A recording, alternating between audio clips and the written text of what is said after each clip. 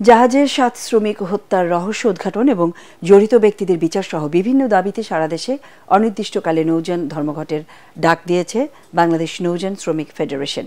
ফেডারেশনের বরিশালের নেতা একিন আলী মাস্টার জানান, চাঁদপুরে আল বাখেরা জাহাজে শ্রমিক হত্যার প্রকৃত কারণ উদ্ঘাটন, হত্যাকারীদের গ্রেপ্তার, ক্ষতিগ্রস্ত প্রত্যেক পরিবারকে ২০ লাখ টাকা প্রদান সহ নৌপথে সন্ত্রাস, চাঁদাবাজি, ডাকাতি বন্ধে কার্যকর ব্যবস্থা নেওয়ার দাবিতে তারা এই ধর্মঘট পালন করছেন।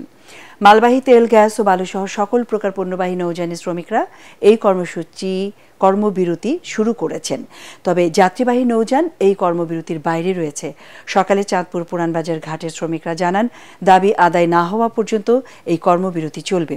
এদিকে সারা দেশের মতো সিরাজগঞ্জের শাহজাদপুরের বাঘাবাড়ি নৌবন্দরেও চলছে নৌযান শ্রমিকদের কর্মবিরতি। আমাদের নিম্নতম মজুরি পাচ্ছি না, আমরা ডাকাতের কবলে পড়ছি, আমাদের বেতন ভাতা ঠিকমতো পাচ্ছি না, আমাদের জীবনের নিরাপত্তা নাই। যতদিন পর্যন্ত আমাদের দাবি না মানবো ততদিন পর্যন্ত আমাদের কর্মবিরতি চলবে। বরিশাল থেকে নৌযান ধর্মঘটের খবর জানাচ্ছেন আমাদের প্রতিনিধি হুমায়ুন কবির। আমি রয়েছি বরিশাল নগরীর কেটিসি ঘাটে।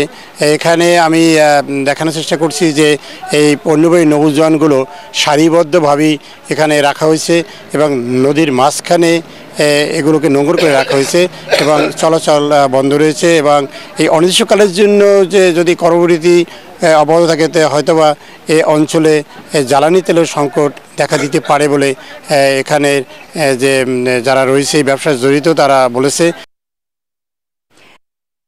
নৌযান ধর্মঘটের খবর জানাচ্ছেন আমাদের প্রতিনিধি বিল্লাল ঢালি।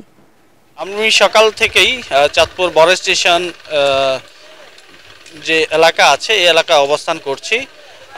এখানে আমরা যতটুকু দেখতে পেরেছি যে নৌযান যে শ্রমিকরা আছেন তারা পুরনো যেই জাহাজগুলি পণ্য নিয়ে এসেছিলেন তা কিন্তু খালাস হচ্ছে, তারা মালগুলো ডেলিভারি দিচ্ছেন।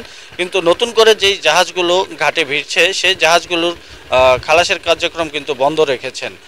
আমি আপনাকে একটু জানতে চাই, সেটা হচ্ছে যে এই যে নৌযান শ্রমিক ফেডারেশনের কর্মবিরতি শুরু হয়েছে, এতে কিন্তু যাত্রীবাহী লঞ্চ যেগুলো আছে সেগুলো কিন্তু এই কর্মসূচির আওতাভুক্ত নয়।